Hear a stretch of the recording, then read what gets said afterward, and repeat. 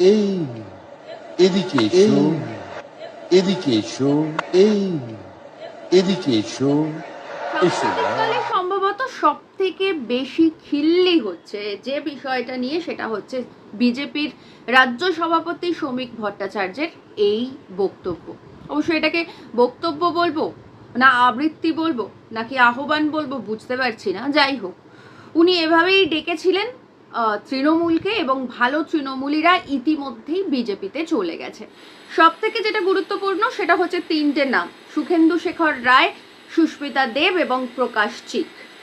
এনারা তিনজনেই তৃণমূলের রাজ্যসভার সাংসদ ছিলেন। তৃণমূলের রাজ্যসভা থেকে পদত্যাগ করে বিজেপিতে গিয়ে বিজেপির রাজ্যসভার টিকিট পেয়ে গেলেন এবং বিজেপির হয়ে রাজ্যসভায় পৌঁছেও যাবেন। অর্থাৎ সেক্ষেত্রে এই তিনজন এতদিন রাজ্যসভায় গিয়ে তৃণমূলের হয়ে বিজেপির বিরুদ্ধে লড়াই করতেন, এখন বিজেপির হয়ে কার বিরুদ্ধে লড়াই করবেন আমরা জানি না। এছাড়াও নতুন করে আর কি বলবো, এ বাংলার সমীকরণ, তৃণমূলের যে 80 জন বিধায়ক ছিলেন, মানে 80টা সিট পেয়েছিল তো তৃণমূল কংগ্রেস, এখন হাতে গোনা কটা আছে আমরা জানি না, বোধহয় কুণাল ঘোষ ছাড়া আর কেউ আছে কিনা সন্দেহ।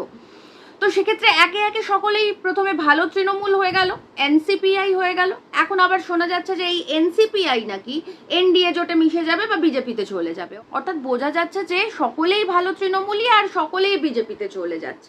অর্থাৎ সেক্ষেত্রে এ রাজ্যে ক্ষমতায় আসার পরে বিজেপির রাজ্য সভাপতি শ্রমিক ভট্টাচার্য ঢাক ঢোল পিটিয়ে প্রথমে ঘোষণা করেছিলেন যে কোনো তৃণমূলকে বিজেপিতে নেওয়া হবে না। তার কয়েক দিনের মধ্যে শিফট করে বললেন যে না, নেওয়া হবে, 3 মাস পরে নেওয়া হবে। আর তারপর আমরা দেখলাম যে মোটামুটি ভাবে 3 দিনে এসে দাঁড়ালো, আর এই মুহূর্তে দাঁড়িয়ে 3 ঘন্টাও অবশিষ্ট নেই, চাইলেই তৃণমূল থেকে বিজেপিতে চলে যাওয়া যাচ্ছে। আর সেটার দৌড়ে অনুব্রত মণ্ডল থেকে কাজল শেখ সকলেই রয়েছে। অথচ আমরা জানতাম এটাই যে তৃণমূল কংগ্রেসে থাকাকালীন অনুব্রত মণ্ডলের সঙ্গে কাজল শেখের একটা বিরোধিতা রয়েছে, একটা খারাপ সম্পর্ক রয়েছে, শত্রুর মতো সম্পর্ক রয়েছে। কিন্তু ভালো তৃণমূল হওয়ার ক্ষেত্রে মানে বিজেপি কিন্তু এই বাজবিচার বা এই দ্বন্দ্ব বা এই বৈরিতা রাখছে না, মানে এই দুজন তৃণমূলকেই একসঙ্গে ভালো তৃণমূল বলে মনে করছে। কি আশ্চর্য একটা সমীকরণ! যে সায়নী ঘোষ শিবলিঙ্গের মাথায় কন্ডম পরানোর কথা বলার জন্য বারবার বিজেপির লোকজন তাকে হেকেল করতো, এখন সেই সায়নী ঘোষ বিজেপিতে। যে ফিরহাদ হাকিম এ বাংলাকে মিনি পাকিস্তান বানিয়ে দেব, উর্দু ভাষা বলা হবে, উর্দু মেন ভাষা হয়ে যাবে বলার পরে বিজেপি যাকে প্রতিদিন হেকেল করতো, বিজেপি যাকে প্রতিদিন সমালোচনা করতো, এখন তিনিও ভালো তৃণমূল বিজেপিতে। অর্থাৎ সেক্ষেত্রে গোটা সমীকরণটা কি দাঁড়াচ্ছে? গোটা সমীকরণটা যেটা এ রাজ্যের দাঁড়াচ্ছে সেটা হচ্ছে যে এ রাজ্যে বিরোধী বলে আর কিছু নেই। আমরা গত 15 বছর ধরে দেখে এসেছি যে এ রাজ্যে কোনো বিরোধী বলে কিছু নেই, কারণ তৃণমূল কংগ্রেস সরাসরি আরএসএস এর ব্রাঞ্চ।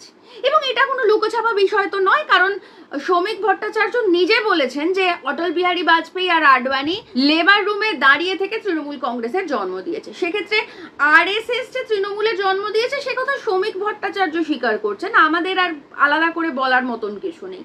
তো এতদিন তো এ রাজ্যে এমনিতেই কোনো বিরোধী বলে কিছু ছিল না, কিন্তু তারপরেও প্রতীকী বিরোধী একটা দল ছিল যেটাকে আমরা বিজেপি নাম দিয়ে জানতাম। কিন্তু এখন বিজেপি ক্ষমতায় আসার পর যেটা হলো সেটা হচ্ছে যে সেই প্রতীকী যে নাম দুটো আলাদা দলের সেটা পর্যন্ত আর রইল না। অর্থাৎ সবাই মিলে মিশে একটা ভয়ঙ্কর মৌলবাদী শক্তি এ রাজ্যে থাবা বসিয়েছে এবং এ রাজ্যের সরকার বিরোধী সমস্তটা চালাচ্ছে।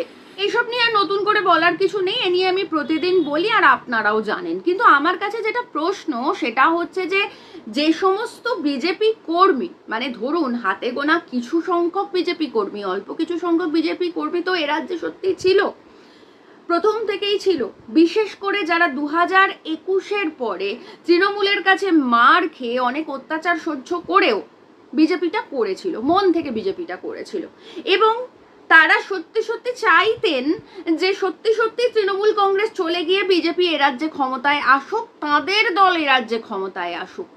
আমি শুধু ভাবছি যে সেই মানুষগুলোর কথা, যে মানুষগুলো 2021-এর পরে তৃণমূল কংগ্রেসের হাতে মার ধর খেয়ে বিজেপিটা করতেন, তারা তাহলে এখন কি করবেন? মানে এই যে তৃণমূলীদের হাতে তাঁরা মার খেয়েছেন, ঘর ছাড়া হয়েছেন, তাদের অনেকের প্রাণ গেছে, তাদের পরিবার রয়েছে, তাহলে তারা এখন এই ফিরহাদ হাকিম, অনুব্রত মণ্ডল, এই কাজল শেখ, সায়নী ঘোষদের তাহলে নিজেদের নেতা নেত্রী বলে মেনে নেবেন, মানে বাধ্য হবেন? তো এই কথাটা যখন আমি আপনি বুঝতে পারছি, তখন বিজেপির উঁচু স্তরের নেতারা এটা বুঝতে পারছেন না। এটা তো হতে পারে না, ওনারাও বুঝতে পারছেন। তাহলে তারপরেও কেন এই তৃণমূলীদের ভালো তৃণমূল করে নেওয়া হচ্ছে? তার কারণ হচ্ছে বিজেপির কাছে এই মুহূর্তে দাঁড়িয়ে এমন কোনো ফেস নেই যাদেরকে রাজ্যসভায় পাঠানো যায়, যাদেরকে নেতা মন্ত্রী বানানো যায়। আর সেই কারণের জন্য এই নিচু তলার কর্মীদের আবেগকে, কষ্টকে, যন্ত্রণাকে সবকিছু উপেক্ষা করে, সবকিছুকে স্যাক্রিফাইস করে যে দলটার বিরুদ্ধে লড়াই করে ওরা ক্ষমতায় এসেছিল, এখন সেই দলটাকেই নিজেদের আপন করে নিতে হচ্ছে এবং বিরোধী বলে যাতে এ রাজ্যে আর কিছু না থাকে সেটারই ব্যবস্থা করতে হচ্ছে। কারণ আমরা জানি যে আরএসএস বা বিজেপি যখনই কোনো রাজ্যে ক্ষমতায় আসে তখনই তাদের বিরোধী শক্তিকে ভেঙে টুকরো করে দেয়। আমরা মহারাষ্ট্রে এর প্রমাণ পেয়েছি, শিবসেনাকে, এনসিপিকে ভেঙে টুকরো টুকরো করে দিয়েছে। আমরা দেখেছি কিভাবে উত্তরপ্রদেশে মায়াবতীর বিএসপি এখন আর তার চিহ্ন মাত্র নেই। এরকম প্রতিটা রাজ্যের কথা বলে প্রতিটা রাজ্যেই বোঝা যাবে যে বিজেপি যখনই কোনো রাজ্যে ক্ষমতায় এসেছে তখনই তার বিরোধী যে শক্তিকে, বিরোধিতার যে গণ্ডিকে বা বিরোধিতার যে পরিসরকে সেটাকে ভেঙে টুকরো করে দিয়ে নিজেদের কাছে নিয়ে চলে এসছে। অর্থাৎ বিজেপি এমন একটা সমাজ চায়, বিজেপি এমন একটা শাসনতন্ত্র কায়েম করতে চায়, বা বিজেপি এমন একটা গণতন্ত্রে বিশ্বাস করে যেখানে বিরোধী বলে কিছু থাকবে না, যেখানে বিজেপি নিজের ইচ্ছা মতন আইন প্রণয়ন করতে পারবে, নিজের ইচ্ছা মতন সেই আইনকে বৈধতা দিয়ে সেটাকে লাগু করে সমাজের প্রতিটা মানুষকে, সাধারণ মানুষকে শোষণ করতে পারবে।